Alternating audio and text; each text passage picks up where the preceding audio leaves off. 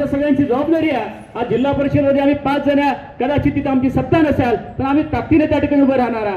ताकदीने पंचायत समिती असेल, आमदारकीचा असेल, हा सगळा फंड या परिसरामध्ये गावागावामध्ये आता लोकांची भावना काय की अरे सगळ्या सत्ता या तालुक्याच्या यांच्या बरोबर आहे, पण विकास कामामध्ये उद्याच्या काळामध्ये आम्हाला त्या ठिकाणी कमी पडायचं नाही. चांगलं काम, चांगली भूमिका या तालुक्यातल्या सर्वसामान्य माणसाला वाटलं पाहिजे.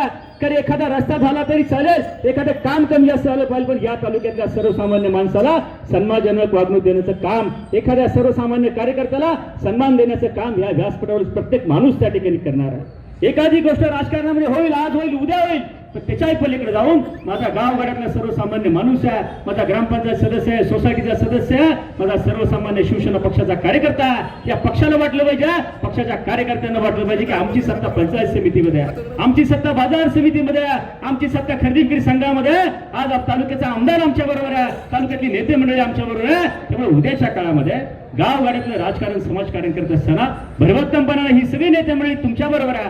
हा तालुका एका वेगळ्या दिशेने घेऊन जाण्याचं काम आपल्याला त्या ठिकाणी करायचं आहे. आणि मला खात्री आहे, विश्वास आहे की विद्याताई मोहिते या लोकनियुक्त सरपंच म्हणून त्यांनी 5 वर्ष काम केलेलं आहे. प्रदीर्घ अनुभव त्यांच्यावर आहे, प्रशासन शासन कसं चालवायचे असा अनुभव त्यांच्यावर आहे. सभापती म्हणून अतिशय चांगलं काम त्या ठिकाणी करतील. मंगल भाऊ देखील तरुण तडफदार कार्यकर्ता, वेळप्रसंगी शेतकऱ्यांच्या आंदोलनामध्ये एकदा जेलमध्ये त्या ठिकाणी जाऊन आलेला.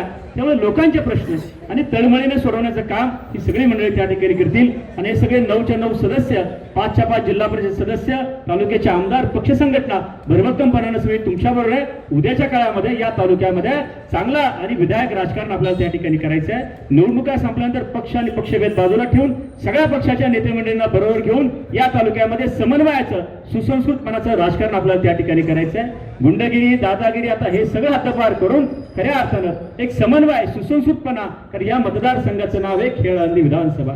कारण ज्या अलंकापुरींच्या माऊलींच्या आळंदी या खेड तालुक्यामध्ये आहे, त्यामुळे सुसंस्कृतपणाचं राजकारण नव्या पिढीच्या माध्यमातून देखील या तालुक्यामध्ये उद्याच्या काळामध्ये तुम्हाला दिसून येईल.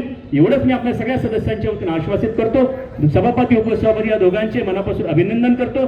आणि जिल्हा परिषदेच्या माध्यमातून आम्ही 5 सदस्य ताकदीने भरभक्कमपणाने तुमच्या प्रत्येक प्रश्नासाठी या तालुक्यामध्ये, या तालुक्याच्या आमदार आदरणीय बाबा शेटकाळे यांच्या बरोबर खांद्याला खांदा लावून या तालुक्यातल्या सर्वसामान्य माणसाला जे जी मदत लागेल ते करण्याचं काम आम्ही सगळे सदस्य करू, एवढंच आपल्या सगळ्यांना आश्वासित करतो. आपल्या सगळ्यांच्या वतीनं प्रत्येक त्या दोन्ही नवनिर्वाचित सदस्यांचे मनापासून अभिनंदन करतो. धन्यवाद.